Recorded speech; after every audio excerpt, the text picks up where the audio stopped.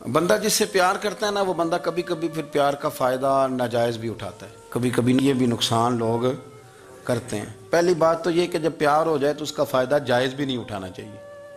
जिसने फ़ायदा उठा लिया तो उसने तो इस्तेमाल किया ना। तो होता है हमारे घरों में कि अगर बच्चा अम्मा के काबू में, तो फिर अम्मा जो दिल करता है कराती है, और जो उसको कह देती है फिर वो कहता है हो मेरी अम्मा ने आख्या है, पर वो डंडा उठा लेता है, आओ देखता है ना ताओ देखता है। ये भी इमोशनल करना है, कर लेते हैं लोग। बेटी को भी पता चल जाए ना अब्बा मेरी बात मानता है, तो वो सारे बच्चे कहे ना सैर करने जाना है, तो अब्बा जी को कौन मनाएगा, तो कहती है तुसी चुप कर जाओ, अब्बा जी को मैं बात करूं, उसे पता है मेरे से प्यार करता है। अब बात को समझ लें, ये एक इमोशनल करने का तरीका होता है, लोग कर लेते हैं।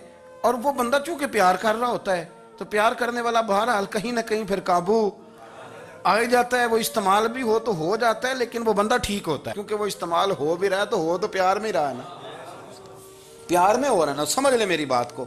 हजरत साद बिन नबी वकास रदी अल्लाह तआला अन्हु का ना अपनी माँ से बड़ा प्यार था, बड़ा प्यार था अपनी वालदा से।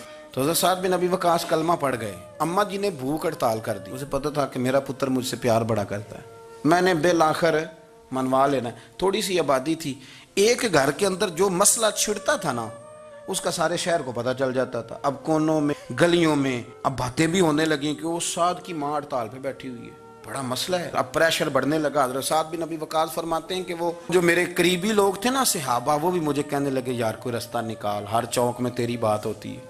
कहते हैं मैं घर जाता तो घर वाले, बहन भाई, बच्चे, बाप सारे कहते यार तेरी माँ मर जाएगी। अब बहुत बड़ा इशू है। हम ये कह देते हैं कि उन्होंने कुर्बानियां बड़ी दी, लेकिन आप जरा बात को समझे ना कि अम्मा भूख हड़ताल पे बैठ जाए, एक इंसान कहाँ खड़ा हो जाएगा। बदनामी अलग है, बहस अलग है, सियाना बंदा, मालदार, वजादार, कबीले वाला। हजरत साद बिन नबी वकास की माँ ने 3 दिन तक रोटी नहीं खाई, पानी नहीं पिया, बेहोश हो गई। अब जब बेहोश हुई तो शोर पड़ा, सारा मोहल्ला जमा हो गया। अब सारे लोग खड़े, और बच्चा वो है जो माँ की बड़ी मानने वाला है। अम्मा के ऊपर लोगों ने पानी शानी डाला, होश आई तो हजरत साद बिन नबी वकास करीब आए, कहने लगे अम्मा एक बात करनी है। अम्मा भी बड़ी मुश्किल से उठ के बैठ गई कि पुत्र मानने लगा मेरा।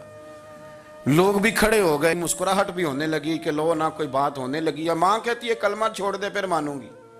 हजरत साद बिन नबी वकास कहने लगे अम्मा सुन मेरी बात, 3 दिन हो गए, मक्के का कोई कोना खुदरा ऐसा नहीं जिसमें मेरी तेरी बातें ना हुई, और कबीले का, इलाके का कोई शख्स नहीं। लोगों ने बड़ी बातें की, और लोग जब बातें करने पे आते हैं फिर ऊपर तक जाते हैं। ये भी कहा कि क्या दीन ये सिखाता है कि माँ भूखी मर जाए।